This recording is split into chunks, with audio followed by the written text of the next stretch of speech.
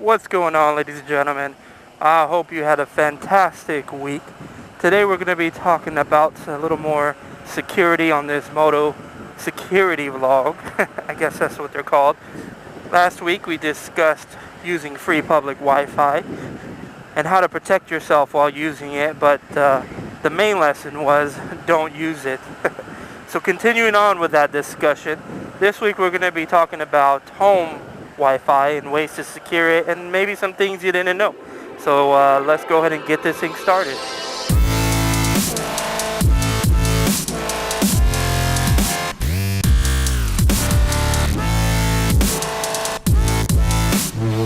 What's going on, people? Well, thanks for watching and sticking with me. So let's go ahead and get on this next topic. We're going to talk about home security and Wi-Fi. So first of all, I'm hoping that by now, at this point in the game, you know exactly why you need to use Wi-Fi protection and encrypt your, or password protect your wireless network. Just in case you don't, I guess we'll cover some of the some very few reasons why you should be protecting your Wi-Fi. There are plenty more beyond this, but this is just the, things I can come up with at the top of my head. Number one, you want to make sure you secure your bank information. You want to make sure that someone's not sitting there watching your login to your computer, capturing all your data, your username and passwords. Even your social media, things like Facebook, Twitter, LinkedIn, things of that nature. You want to make sure that that stuff's secure and protected. A lot of stuff can be done with just your Facebook, Twitter, LinkedIn, all that information you have out there. If they obtained your username and password and they're able to log into that, think of all the damage they can cause. Think of the conversations they can have with people that maybe you don't want to be them talking to, or pretending to say things that maybe aren't true. Maybe posting on your behalf. And that could hurt your job, right? If your job's looking at that. On top of that, that can all be used for social engineering. But I'm not going to go into that. That's maybe something I'll talk about in the next security Motovlog, is social engineering. If you haven't heard about that, you may want to look up into that. And the amount of things you can do with that is pretty scary. So, if you are not using any encryption, I guess any encryption is better than no encryption. No password protection, right? But at the same time, if you're using WEP, you might as well not be using a password. I mean, it's ridiculous on how easy it is to crack a WEP wireless network. Typically, it could take you anywhere from about 3 seconds to maybe, 30 minutes, depending on how much traffic is going on and what you're seeing out there. And look at the view, huh? It's a great place to do a motovlog. So one of the things that makes WEP so easy to bypass is the fact that it uses the same encryption key for all devices, whether you're using a laptop, a tablet, your Chromecast, for example, anything like that. It's going to use the same encryption key, which allows an attacker to just crack one key. So just capturing all the packets as you're looking on YouTube, looking at porn. You know you do it. Don't lie. But as you're looking through all this stuff, these packets are getting sent out. Especially if you have more than one person on your network, more packets are being sent out that they can capture and then crack. On top of that, this WEP is extremely outdated. I think it came out in, I want to say 1999 or somewhere around that time frame. So it's extremely outdated, but I don't know why. Unfortunately, it's still an option on routers. I think even some routers set it up with WEP by default. So while WEP is better than no security, it doesn't take much to crack it, like I said. And so WEP is definitely not an option to secure your wireless network. Now, on top of using WEP, you can use WPA. Now, while it is definitely a step up to use WPA versus WEP, it's still not the safest. It does use a different algorithm for different devices, but it's not the best thing to do. So the best thing to use is going to be WPA2. So if you're not using that, you better get on that shit. Think he's telling you to get the fuck out the way, right?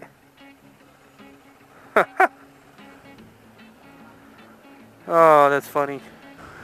One thing to note about WEP also is that the tools used to crack WEP are definitely available for free on Kali Linux.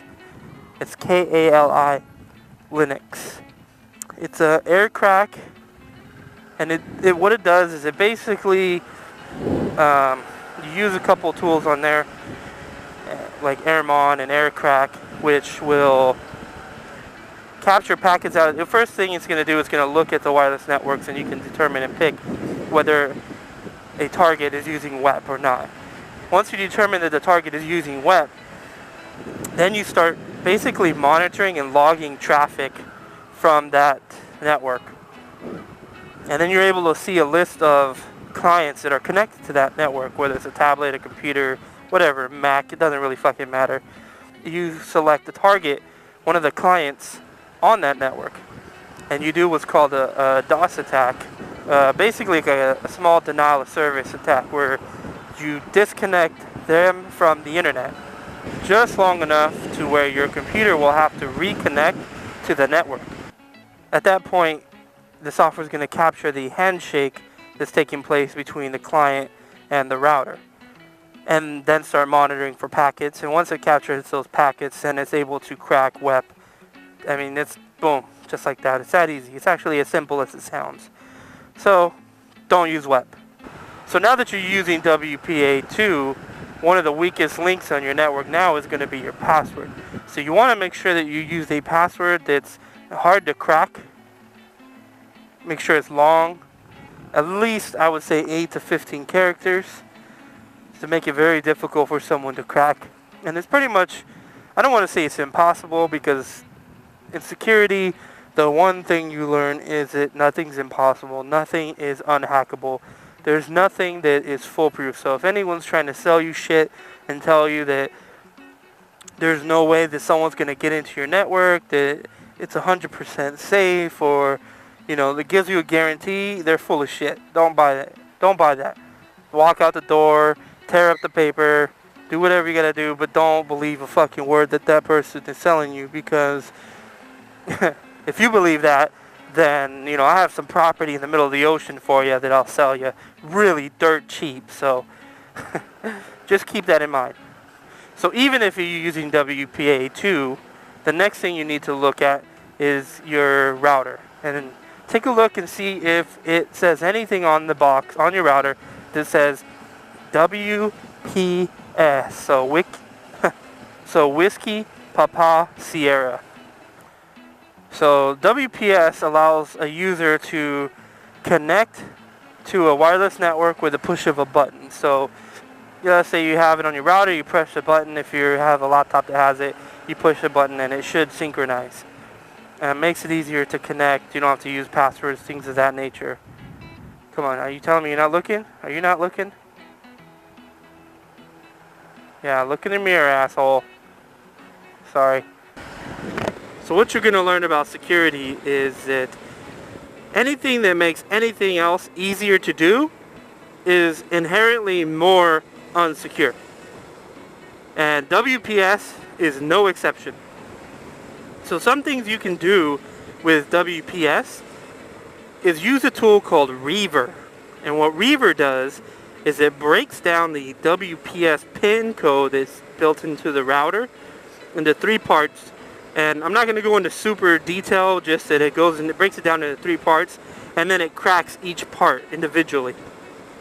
So if you have WPS, Reaver will be able to crack WPS, which will allow someone to put that PIN number in and log on to your network.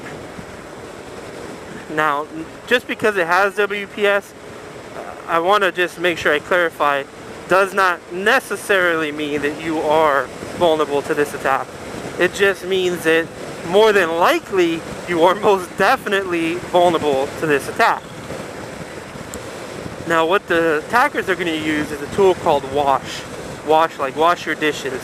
And what it does is it'll scan an area and it will tell an attacker the vulnerable browsers, or not, sorry, browsers. It will tell the attacker the vulnerable routers that are in the vicinity that he's able to attack. Now, the one caveat to using Reaver is that it does require a really good connection to the router in order to keep attacking. It basically keeps attacking your router over and over till it cracks that pin number. Now, routers have gotten, pretty good at this, and what they'll do is they'll drop the connection. If it sees it, a certain amount of times it'll drop the connection. But the thing is there's ways in the tool to modify that against that. You know what I mean? So even that isn't going to help very much, especially for someone that's very persistent, like say an ex-boyfriend, an ex-husband, an ex-girlfriend, I don't know, that knows how to do this. If they're persistent, they're going to get in. So they use this tool called Wash, and the Wash will display the vulnerable routers in the area, and then they could just select their target and start the attack. Now, a typical attack using Reaver, though, it's not like you're cracking WEP. With WEP, you can do anywhere from 3 seconds to 30 minutes. With Reaver, though, you're more than likely looking at an attack that's going to span at a minimum of about 24 hours. I've been able to get into my router within a 24-hour period. So, and that's me being right next to it. Now, they can do things like buy bigger antennas and things like that. Maybe put it in the car, or if you have a pesky neighbor, they can have an antenna in their house that you're obviously not going to know about, and just attack your router. That's the one caveat to this attack is if someone's going to crack your wireless using Reaver, they really, really, really want to get into your network. It's not just somebody that's just doing it for fun. I mean, it could be someone just doing it to say they can do it, but more than likely, they're doing it because they want into your network. So that's even more reason to be aware of this particular attack. Now, there are a couple ways you can protect yourself from it. Number one, don't buy a router that has WPS. Easy. Done, right? If you already have a router and you don't have the money to go and buy a new one, you can use custom firmware to put onto your router that will remove this option and increase the security, overall security, since I'm pretty sure you haven't updated your firmware on your router since you opened up the damn box. You can use a custom firmware such as DDWRT or Tomato or different types of Linux distributions out there. It's really not, it sounds complicated, but it's really not that easy to do. Mind you, don't come and tell me that it's my fault when you broke your router because you tried to do this, because there is always a risk of bricking your router and breaking it when doing these types of things. So that's my warning to you. It's much safer, but that's my warning. There is a risk of breaking your router as you do this, but it is very easy to do. If that makes any sense. You just have to follow the steps, one process at a time.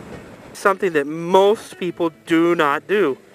Change your fucking router password. And I'm not talking about the wireless password. I'm talking about the fucking password you use to log into your router and make these goddamn changes. I don't know how many times I've seen people's routers that are using the default, D-Link password or the default Netgear password. Please change that password.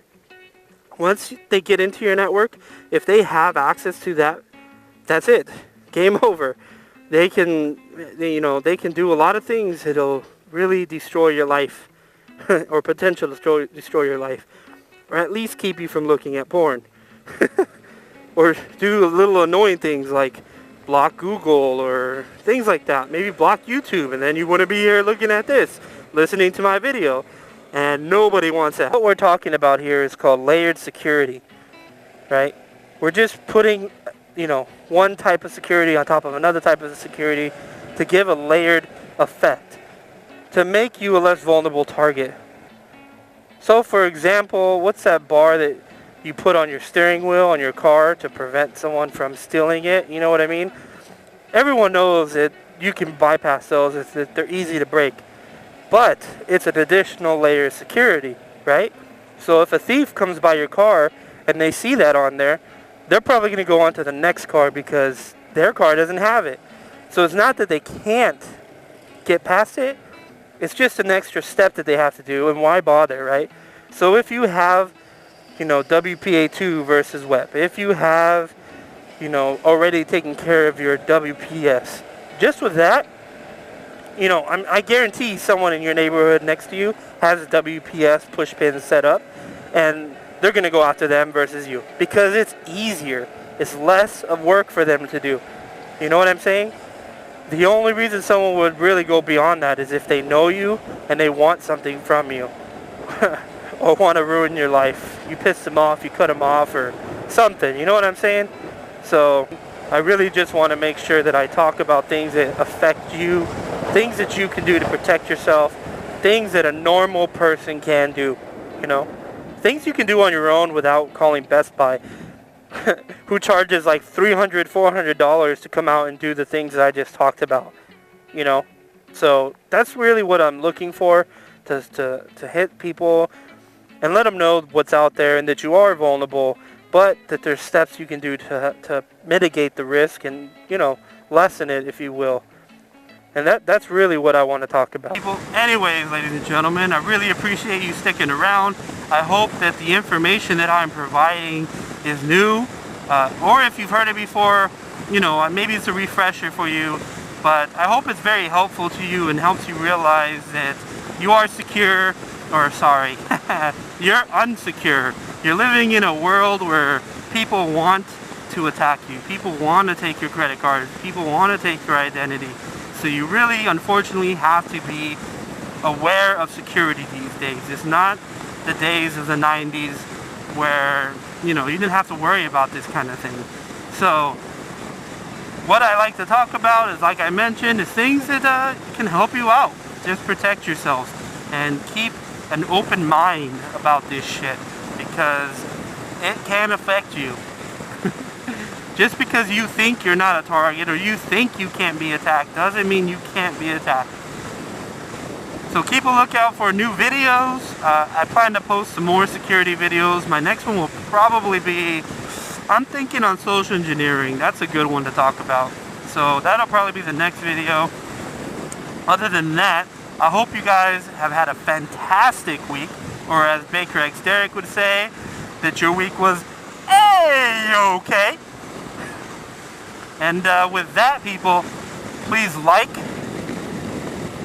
I thought I heard a cop again. All the fucking time. Anyways, with that, people, please don't forget to hit that like button down below. Share the video out.